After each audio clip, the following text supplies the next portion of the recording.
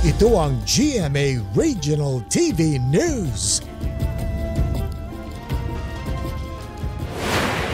Mainit na balita mula sa Luzon, hatid ng GMA Regional TV. Halos nag-zero visibility sa Dagupan, Pangasinan dahil po sa pag-ulan, kasabay ng napakalakas na hangin. Chris, ano ba ang mga kwento dyan? Anong nangyari?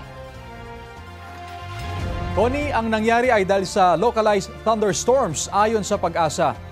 Sa kuha ng CCTV sa Barangay Salisay, tinangay na ng malakas na hangin ang bubong ng estrukturang yan.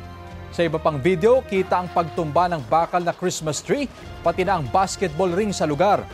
Nag-inspeksyon na ang mga opisyal ng barangay para ma-assess ang pinsala. Nai-report na rin daw nila ito sa Dagupan City Disaster Risk Reduction and Management Office.